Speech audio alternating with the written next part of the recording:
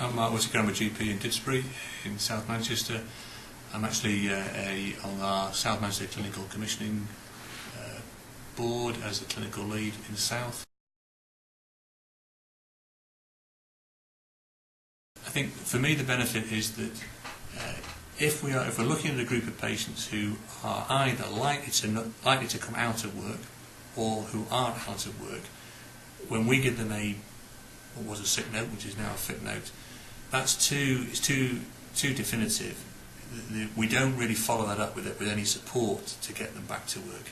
And I think that what I like about this programme is that, particularly with my interest in MSK, that if you look at patients with certainly chronic back disease, post-whiplash injury or whatever, you're giving them something that gives them an opportunity to improve their condition, so to minimise their disability and maximise their opportunity to get back to work. And I think that my understanding of those patients is that if you can get involved early on, you will severely restrict the time they're off work. And I think it's the wrong thing for us to give them a sick note and expect them to spend a period of time with no input. What we'd like to do is give them a note that allows them that period of time they need to have this involvement, but really gives them the opportunity to get back to work as soon as possible. I think they do better. I think they're less of a burden. I think their life's less of a burden to themselves, their family, and everybody else. So we're not just looking at the individual patient. We're giving them the opportunity to look at the whole picture, themselves, their family, their financial opportunities, everything else. So I think that from an MSK point of view, that's really where I've got involved with it as a GP.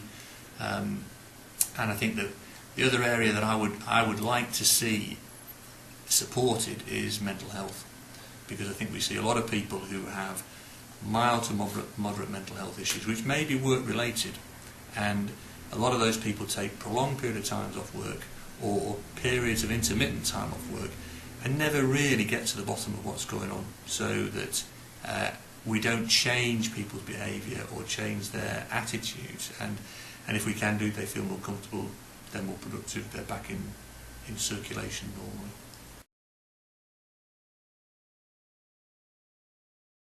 I think the benefit to us would be twofold. One is that somebody else takes over that patient's sort of ongoing care. So in essence, that's one less person for us to see if they are involved in a system that's working.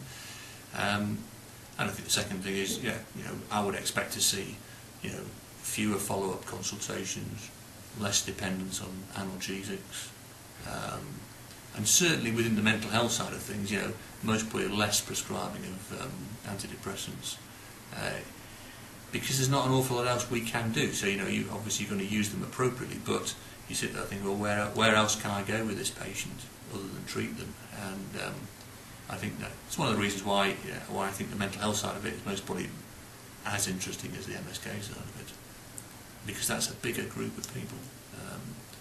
Although chronic back pain is a problem, but mild to moderate mental health is a bigger problem.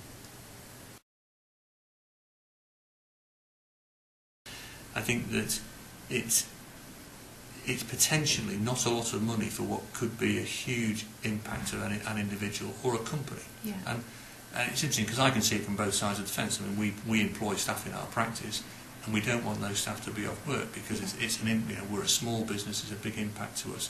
So if you look at the totality of it all, 350 quid is not a lot of money. Yeah. And I think that if you're investing at the front end in an individual, then my guess is that's going to be good value for money. I think that's a huge plus. That is a massive plus to us, because we know, and there's lots and lots of evidence that supports early intervention in certainly musculoskeletal injuries will minimise the chronicity of it. Okay. So sort it out quickly, you'll get people better. Leave it for a long time, you'll have a chronic problem on your hands.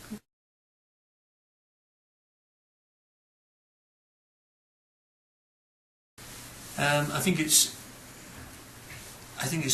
a good thing if we can do it. I think because it adds another dynamic to what we do for our patients. So I think that you're not sort of, as it were, closing the door on them, saying, I can't do any more for you, all I'm going to do is give you a sick note or give you a fit note. It's saying, I can do something, or it may not be me doing it, but I know somebody who can do something about it. And I think if you can lead the patient with a positive message, that's much better than leading them with a negative one.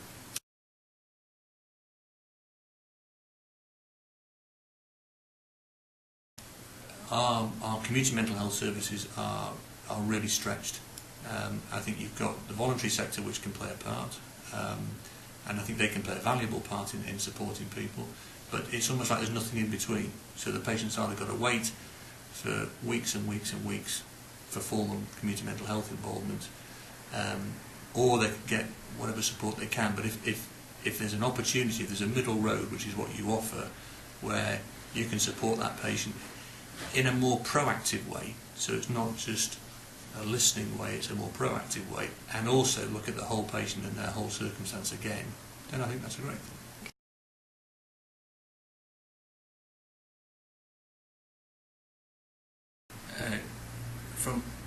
From a practice point of view, none, because we have a budget for prescribing, we now have a budget for our scheduled and unscheduled care, but once we sign a sick note or a fit note, for us there is no cost implication, but the reality is there's a huge cost implication to it, because from a labour point of view, from a social services point of view, it's enormous, and it can be enormous. You sign somebody off for months and months, it's huge, and I feel that this is something that the Health and Wellbeing Board have got to take on board, that we've got to bring the health side of it and social care together, so that we're not working in isolation, but we're working together.